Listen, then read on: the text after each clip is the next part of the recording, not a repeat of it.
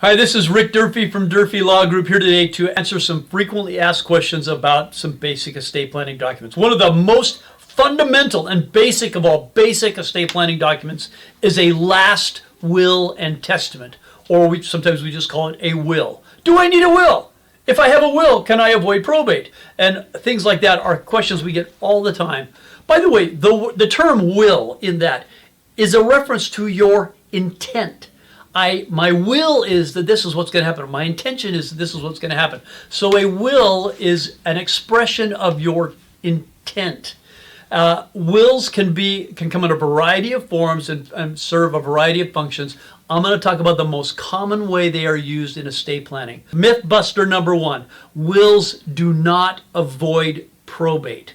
Wills, in fact, are not effective until they are taken to probate and a judge in a probate court says, yeah, that's the will, yeah, that's binding and effective, and pursuant to the will, this is what we're going to do. So the will is really just a set of instructions that is given to the judge expressing your will, your intent as to what you would like to have happen. At the same time, so a will performs some very vital functions. Now, if you don't have a trust, a will is where you're going to say who gets what. Now, there's other devices, beneficiary designations and joint tenancy and other devices for causing assets to pass that may go around the will, but the will is going to manage all the other stuff. Who gets what? My spouse, my children, other family members, other strangers, charities, your cat, whatever you want to take care of, whoever you want to take care of, you're going to spell that out in a will if you don't have a trust. If you have a trust, you're going to do all that who gets what stuff in the trust. And what you're going to do in the will is you're going to say anything that's not in the trust, pour it over to the trust and put it in the trust. So that kind of will that's executed in conjunction with a trust is sometimes called a pour-over will. It means, yeah, we don't want to have the will managing who gets what because that we're going to probate and we're going to be in the court and people can contest it and dispute it. Often the pour-over will say my other family members are intentionally excluded as beneficiaries because the only beneficiary is the trust. Pour it all over to the trust and the trust is going to manage who gets what. Another crucial thing that we do in a will is we designate who gets custody of minor children or incapacitated adults in our care. And often the incapacitated adults in our care get overlooked. People say, oh yeah, I don't have any minor children. All my children are adults. I don't need to worry about this. Well, scenarios that arise.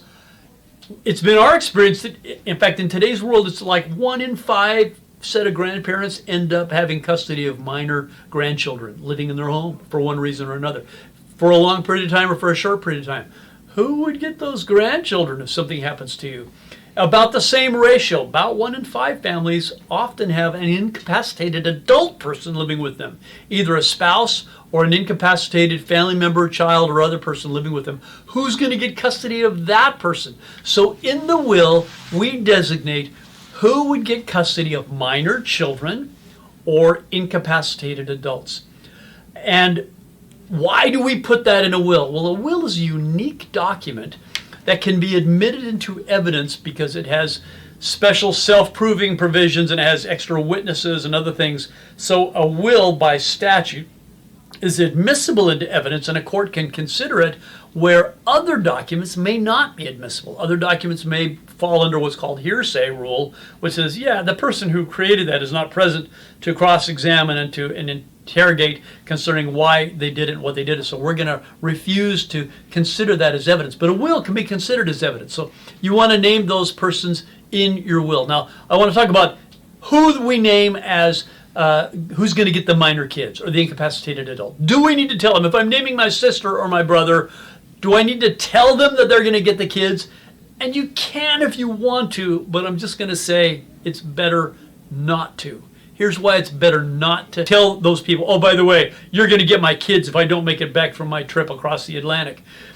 You don't want to tell them because you want to be able to change your mind and do what's right for your children without concern for whoever else might be upset or have hurt feelings over the matter. So we've seen situations where people said, well, you know, at first I named my sister, but then her marriage got weird. She moved. She got a new job.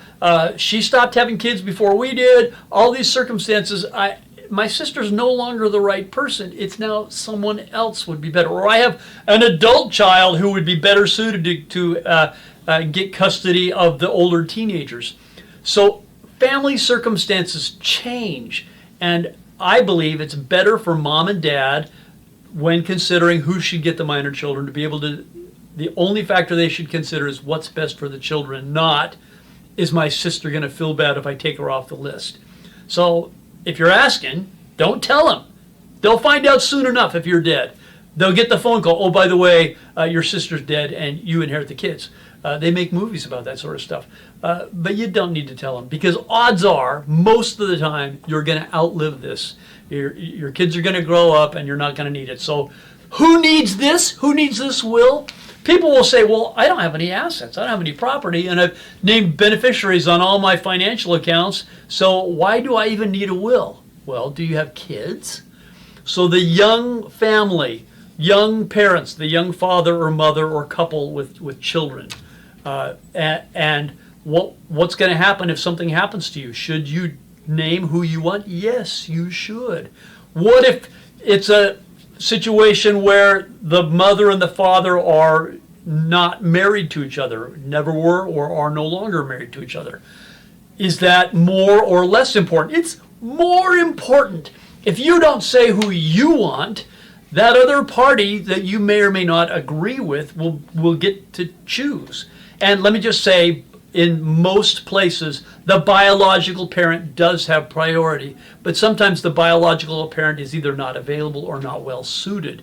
So in your will, you should name who you want to have custody of those minor children or incapacitated adult persons. So a will designates other things. There's some tax things that get built in there. It used to be anciently that we would call the person who administers a will, we would call them an executor if they are a man, or an executrix if they are a woman.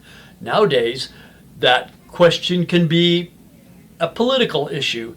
And besides, nobody knows how to conjugate Latin anymore. So we now have a gender-neutral term. We no longer use executor or executrix language. That person who administers the will is called a personal representative. And the personal representative, is named in the will and is not effective or active until the judge in a court says so. When you don't have a trust, you need to carefully think through who that personal representative is going to be. When you have a trust, most of the time, with rare exceptions, that personal representative should be the trustees of the trust. Because again, the will is going to pour over to the trust, so you want the person administering your probate estate to be the same as whoever's going to be administering your trust. So a will, who needs one? Everybody over the age of 18. Do you have a trust? That changes what goes into the will. Do you not have a trust? That changes what goes into the will. Should you designate people who would get custody of minor children or incapacitated adults? It depends. If you're truly single, or never have children, or never have an incapacitated person in your life, maybe we can leave that out. But otherwise, you need to name that. If you have a will, if it's old, or if you're wondering, do I need a will? Or if you have questions or concerns about what should or should not go into a will, or how should it be crafted, give us a call, give us an email. Check out some of the other articles on our website here at DurfeeLawGroup.com. We love helping people think through and work with these issues. A will is a crucial part of the basic legal and medical emergency documents that everyone needs. Thank you.